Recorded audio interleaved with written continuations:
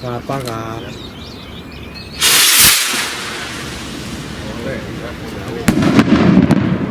Va, Núria. Núria, mira. Ens hem de centrar.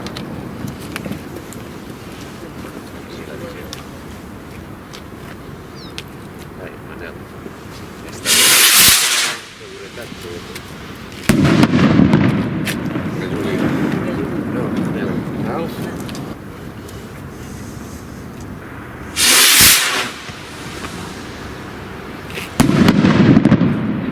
Cada any i alguns i algunes dels que estem aquí ja no sabem ni comptar-los els anys que fa que ens trobem aquí, però el d'enguany o les d'enguany són unes salves diferents, especials. Sobretot perquè són les salves del 75è aniversari de l'afusellament del president Companys. I no hem d'oblidar aquesta expressió, afusellament. Estem parlant d'un crim de la història, estem parlant que és l'únic president elegit democràticament al món occidental que va ser afusellat i a més va ser afusellat precisament pel fet de ser-ho, de ser president. Per ser president d'un país lliure, per ser president democràticament elegit en un país en què va haver unes forces que es van sublevar i van subvertir l'ordre legal, tant que sentim a parlar de legalitat, no hi ha més absurda i burda il·legalitat que la d'alçar-se contra l'ordre instituït, i això van fer les tropes franquistes, i el resultat final va ser, no hi ha un judici sumaríssim, sinó que va ser una venjança política damunt d'un poble que havia volgut viure en llibertat, en democràcia i en prosperitat. Enguany, a més, s'ha donat la trista circumstància que, a més, jo estic convençut que és per ignorància de la persona que ho va convocar, no és pas per coincidència política, la qual cosa encara és més greu, de que també un president elegit democràticament i uns polítics són jutjats pel fet de fer política.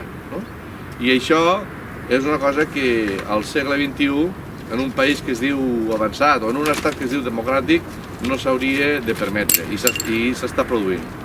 Per això mateix, aquest homenatge al president màrtir té molt més sentit i també és un recordatori als governants d'aquest estat de que hi ha un deute històric que el poble de Catalunya fa molt temps que reclama, com és l'anul·lació del procés i el reconeixement internacional de l'error i demanar excuses, demanar perdó al poble de Catalunya, i que ho continuarem demanant, però per damunt de tot que estem en un procés que el nostre convenciment, la nostra resolució com a poble ens ha de dur ja finalment i definitivament a la sobirania nacional, a la llibertat, a la independència.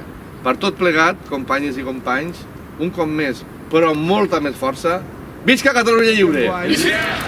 Per enèsima vegada hem demanat que aquest monument, que com veieu està tan degradat, i a més sentint-ho molt, encara que no estés tan degradat, no fa justícia a la figura de Lluís Companys, lleidatà. A més, lleidatà del Tarròs, doncs hem demanat la dignificació del monument. I dignificació vol dir no només netejar-lo, sinó que sense desmereixer la valor artística fer-ne tot un altre, que tingui molta més prestància, molta més presència i que, doncs això, homenatge i vegi que la ciutat de Lleida i les seves autoritats municipals són agraïdes amb la figura de Lluís Companys i d'una per totes fan també justícia històrica amb la seva figura. De moment el que no ens han contestat, el que ens temem és que ens diguin que és una figura molt ben feta i que el lloc és perfecte. No esperem cap altra cosa. Per tant, insistirem fins que ens en sortim. I ara, doncs...